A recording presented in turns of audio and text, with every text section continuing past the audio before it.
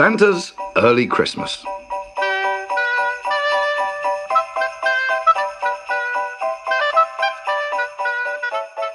Santa Claus finished buttoning his thickest vest, pulled on his pullover and cardigan, stepped into his big red coat, and fetched his scarf from the hall. "What a night to go out," he said as the hail clattered against the windows and snowflakes flurried under the door. "This is a night for sitting by the fire and eating hot buttered toast." He pulled on his woolliest socks, knocked the mud off his boots, and fumbled for his gloves. Looking at himself in the mirror, he thought, "No wonder everybody thinks I'm fat. Look at all the layers of clothes I've got on." Outside, Rudolph the reindeer was impatient to be on his way. It was so cold that the runners of the sleigh were freezing to the ground. Santa checked that all his presents were aboard and set off at a gallop through gusts of snow across the unfriendly night sky. "Ho, ho, ho," he said loudly, but he didn't feel any jollier. "I can't seem to put my heart into Christmas this year, Rudolph. Why do they always have it in the middle of winter, when the weather is so awful?" Rudolph blew on the sleigh bells, which had frozen solid. "I agree," he said. "This isn't travelling weather. A reindeer could break a leg." They came to a halt on a steep roof, slippery with ice. Rudolph looked sideways at Santa, bulging with his warm clothes. "Couldn't you give the chimney a miss this year?" he said. Santa shrugged his shoulders. "How else can I get in? Do you want me to knock on the door?"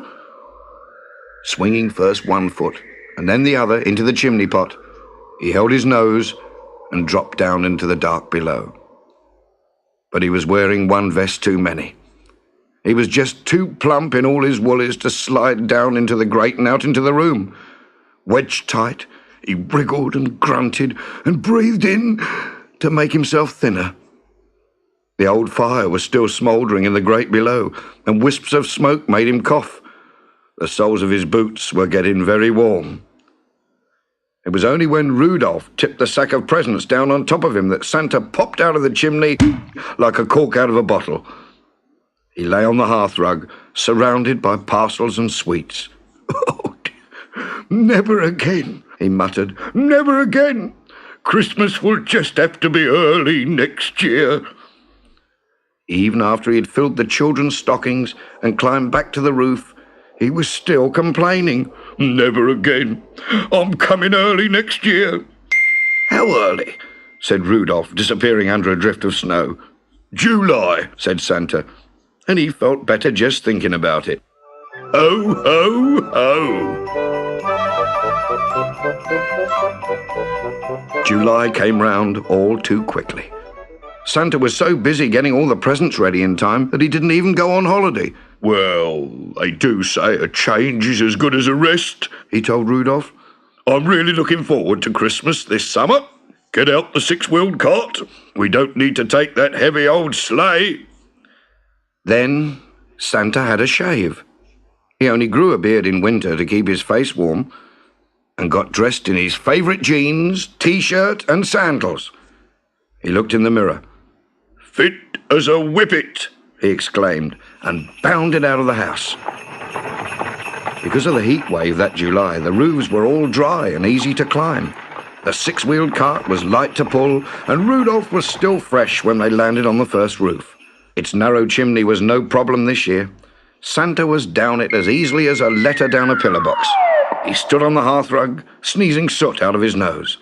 But looking around him, he soon saw that things were not quite right. There was no glass of sherry or piece of cake waiting to welcome Father Christmas. There was no Christmas tree. There were no decorations. There were none of the presents that mums and dads buy for each other. The house looked lonely and bare. Gradually, the truth dawned on him. The family had gone on holiday. "How dare they? They've gone on holiday and never a thought for me." Worst of all, there were no stockings or pillowcases hung up. He had to battle back up the chimney with all the presents.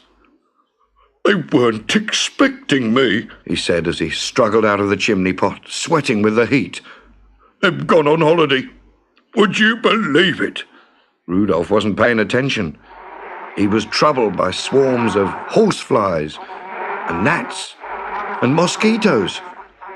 "You don't get flies like this in winter," he grumbled, flicking his reindeer tail.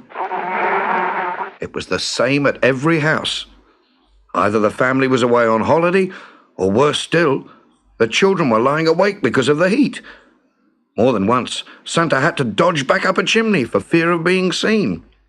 One family even called the police when they heard strange noises in the chimney. "A burglar," they said over the telephone, "and we think there's another one on the roof." "Never again," said Santa, leaping into the six-wheeled cart and galloping hard until sunrise. The undelivered presents tilted and toppled behind him. "Mistaken for burglars. Whatever next? Never again." To deliver all the presents properly, he had to go out, as usual, on Christmas Eve. He buttoned up his thickest vest, his jumper, cardigan, and red furry coat, then pulled on his scarf and gloves. Rudolph dragged out the heavy sleigh, and they galloped through pelting snow without either of them saying a word. Santa didn't feel like yelling out, "Ho, ho, ho." In fact, he couldn't manage even a single ho. He'd forgotten to put on a second pair of socks. His teeth began to chatter. When they came to the roof with the narrow chimney, Santa tightened his belt, put a sack over his shoulder, and sat like an egg in an egg cup on top of the chimney pot. "I don't know why I bother," he mumbled as he struggled to squeeze down inside. Then he plunged out of sight. Downstairs in the living room, 10 paper chains leapt across the ceiling like 10 paper rainbows. A tall fir tree stood in a red barrel, its arms outstretched to balance 100 coloured lights. Its needles were wreathed with silver tinsel. A white light sprang through the windows off the crisp snow outside and lit the writing on 50 Christmas cards. Season's greetings, best wishes, with lots of love. "For Santa," said the note on the table alongside a glass of sherry and a piece of cake. Santa ate and drank and looked around him with a new, glowy feeling. Upstairs, the children were sleeping, snuggled under red bedclothes. A stocking hung at the foot of each bed with a special Christmas card addressed just to him. "Ah, isn't Christmas lovely?" he sighed to himself, and a lump in his throat stopped him saying a quiet, "Oh, oh, oh." He went back up to the roof. The climb didn't seem so hard, and his winter whiskers did stop the soot going up his nose.